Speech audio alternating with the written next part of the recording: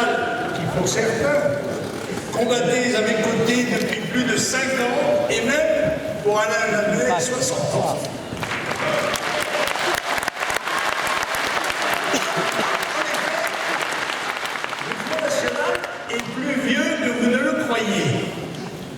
Car à la vérité, sa naissance en 1972 a été le fruit d'une longue gestation.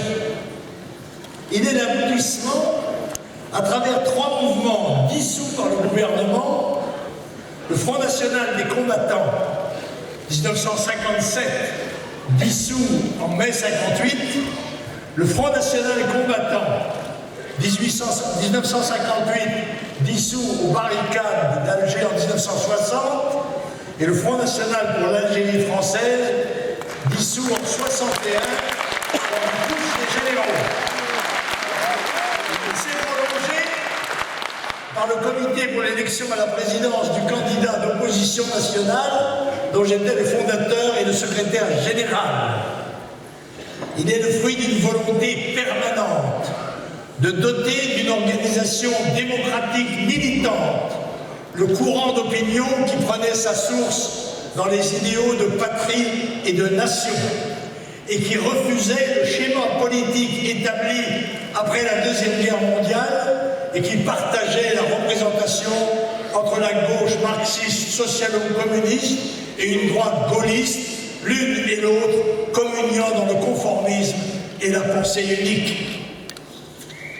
C'est à vous que je confie, sous la présidence que vous aurez choisie, pour me succéder le destin de notre mouvement, sa pérennité, son unité, sa pugnacité.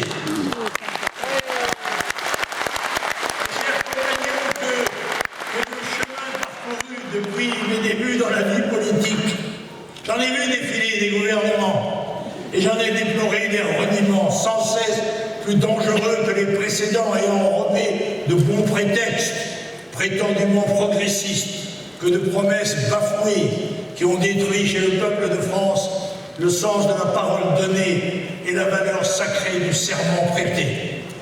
En un demi-siècle, à quelle déchéance a été réduit notre pays?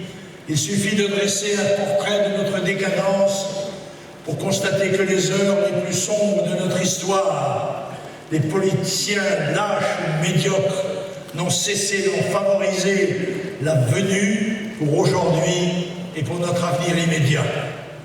Lors de mon entrée dans la vie politique, l'école du curé et celle de la République apprenaient aux enfants de France à l'aimer, à la chérir au point de la défendre au prix de sa vie, s'il le fallait, car les peuples ne méritent que les libertés qu'ils savent défendre. Il aurait été enseigné le civisme, condition indispensable à une vie harmonieuse en société. Il était exigé une connaissance irréprochable de la langue française, si difficile à maîtriser, mais si précise et comportant tant de nuances. On leur apprenait l'histoire des rois de France et la lente et magnifique constitution de notre patrie en État-nation. Le premier État-nation de l'humanité, dont les habitants ont de tout temps subi, mais résisté avec plus ou moins de réussite aux invasions. La France, qui grâce au génie de sa civilisation, a forgé siècle après siècle un des plus grands, si ce n'est le plus grand joyau de la civilisation helléno-chrétienne, avec sa spiritualité unique, ses cathédrales qu'on vient encore visiter du bout du monde et ses monastères magnifiques. On leur apprenait le sens de l'effort qui avait permis à ses habitants, unis dans une même communauté, de toujours offrir à ses descendants un sort plus enviable. Mais l'arrivée au pouvoir des adeptes de constructions utopiques, pédagogues marxistes ou matérialistes, ultralibéraux, tous partisans de théories qui ont toujours abouti à faire le malheur des peuples, a abattu cette œuvre magnifique.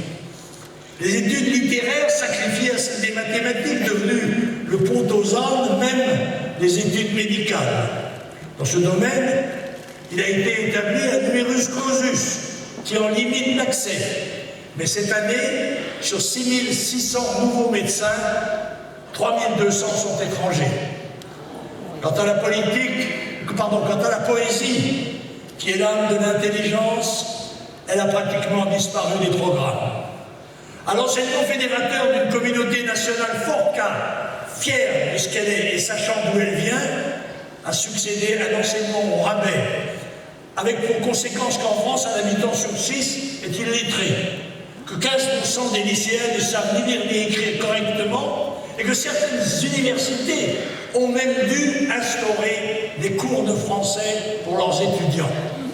Car dans les effectifs scolaires, il faut compter les enfants issus de l'immigration sans cesse grandissante, dont les parents ne parlent que peu la langue française et qui pèsent lourdement sur la qualité de l'enseignement apporté à l'ensemble des autres enfants. L'enseignement de l'histoire a laissé place à une culpabilisation voulue des petits Français. Les pages glorieuses de l'histoire de France sont minimisées. Cette année, pour les collégiens, l'étude de 2 des monarques français les plus illustres, Napoléon et Louis XIV, laisse la place à celle d'empires africains des XVIe et XVIIe siècles. L'accent est mis sur les aspects peu glorieux de l'histoire de France, comme les traites négrières et l'esclavage, en occultant le rap, notamment en province ou en Languedoc, Roussillon, d'1 million d'Européens soumis à l'esclavage par les Maures. Il en va de même pour la collaboration.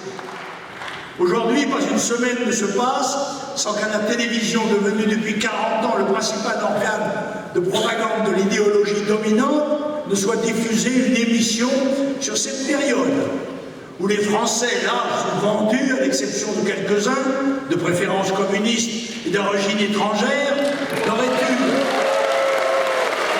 de cesse de faciliter les déportations vers les camps de la mort.